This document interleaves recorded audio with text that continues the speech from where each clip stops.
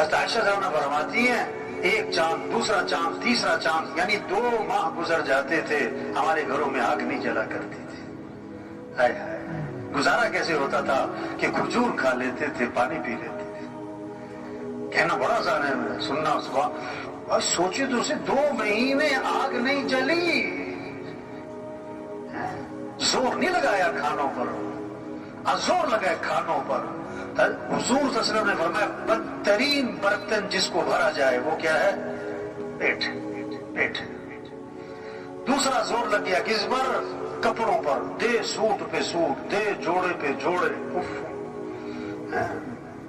یہ مستورات کو ایک پریشانی پتہ کیا ہوتی ہے؟ کہ الماری میں جگہ نہیں ہے، اور اگلی پریشانی ہوتی ہے کہ سوٹ لینے جانا ہے، جگہ پہلے ہی نہیں ہے، اور تیسری پریشانی یہ ہوتی ہے کہ اتنے سارے سوٹ ہیں، پہننا کون سا ہے؟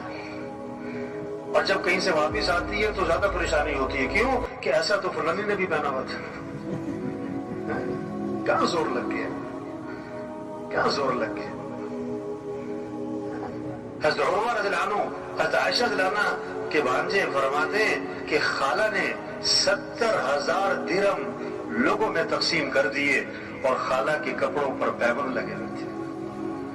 خالہ کے کپڑوں پر زور نہیں لگایا، کپڑوں زور نہیں لگایا۔ زور حضور صلی اللہ علیہ وسلم نے عائشہ سے فرمایا کہ عائشہ اگر آخرت میں میرے ساتھ رہنا ہے تو 3 باتوں کا اہتمام کرنا۔ اللہ کے نبی کو زیادہ محبت عائشہ سے تھی۔ آپ نے فرمایا کہ اللہ نے بیویوں میں عدل کرنے کا حکم دیا، تو میں ظاہری عدل تو کرتا ہوں، لیکن میرا دل عائشہ کی طرف مائل ہے، یہ میرے اختیار میں ہے۔ تو آپ نے کیا فرمایا کہ اگر آخرت میں میرے ساتھ رہنا ہے تو 3 باتوں کا اہتمام کرنا۔ پہلی بات فرمائی کہ عائشہ اس وقت تک کپڑوں کو پرانا سمجھ کے نہ چھوڑ دینا جب تک کہ ان پر پیوند نہ لگ جائے، جب تک کہ ان پر۔ دوسری بات فرمائی کہ عائشہ مالداروں کے پاس بیٹھنے سے اپنے آپ کو بچانا، کیونکہ آدمی کے اندر مال کی بھی طمع اور حرص اور لالچ اور دوڑ میں لگ جاتا ہے۔ اور تیسری بات فرمائی کہ عائشہ دنیا سے اتنا توشہ لینا جو ایک مسافر کے لیے کافی ہوتا ہے، اللہ لمبے چوڑے چکر میں نہ پڑ جائے۔ تو زور غلط جگہ لگ رہا ہے، کیا؟ کھانوں پر، دوسرا کپڑوں پر، تیسرا زور لگ گیا کس پر؟ تعمیرات پر، مکانوں پر۔ آپ صلی اللہ علیہ وسلم نے فرمایا کہ جب آدمی کے مال میں برکت نہیں رہا کرتی تو تعمیرات پر لگا کرتا ہے۔ اذا لم یبارک فی مال العبد یجعلہ فی الماء والطین، جب برکت نہیں تو تعمیرات پہ مال لگتا ہے۔ قیامت کی نشانی بتائی، یتطاولون فی البنیان، اونچی اونچی عمارتیں، بڑے بڑے پلازے، یہ قیامت کی نشانی۔ ایک صحابی نے ذرا اونچا مکان بنا لیا، حضور صلی اللہ علیہ وسلم نے ان کے سلام کا جواب نہیں دیا۔ فرمایا یہ کس کا ہے، یہ مکان کس کا ہے؟ کہ جی فلاں کا ہے۔ آپ خاموش ہو گئے، اور جس کے الفاظ ہیں فحملها فی نفسہ، لیکن آپ نے اس بات کو اپنے دل میں رکھا کہ اچھا ایسے مکان بنانے شروع کیے۔ کچھ دنوں بعد وہ صاحب خانہ حاضر خدمت ہوئے، آپ کو سلام کیا، فاعرض عنہ، آپ نے اعراض فرمایا، پھر سلام کیا، پھر اعراض فرمایا۔ صحابہ سے پوچھا حضور میرے سلام کا جواب نہیں دے رہے، بتایا کہ تمہارے گھر کے پاس سے گزرے تھے، پوچھ رہے تھے کس کا ہے۔ سمجھ گئے کہ اللہ کے نبی کو میرا گھر پسند نہیں آیا، فہدمها حتی سواها بالارض، گرا دیا حتیٰ کہ زمین کے برابر کر دیا۔ دوبارہ آپ کا گزر ہوا، فرمایا ما فعلت القبہ، وہ قبہ نما مکان تھا کیا بنا؟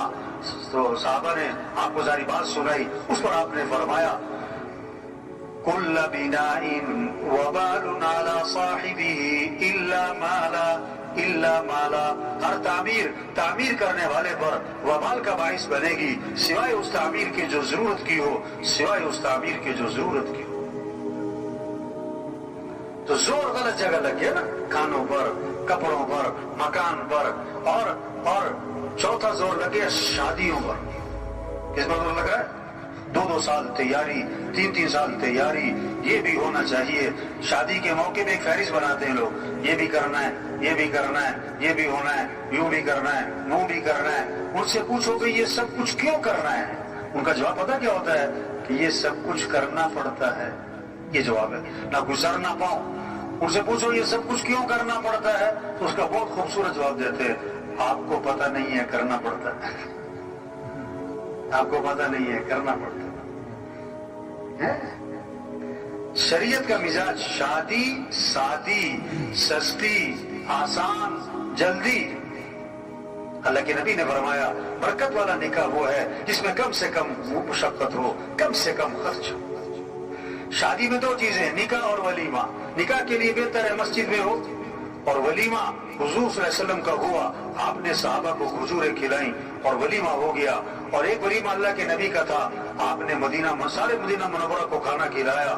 اگر کسی نے زور دکھانا ہے تو ولیمے میں بلاؤ سب کو، سارے خاندان کو، سارے علاقے والوں کو کھانا کھلاؤ، لیکن ایک بات آپ نے فرمائی، بدترین ولیمہ ہے جس میں مالداروں کو بلایا جائے اور غریبوں کو نہ بلایا جائے۔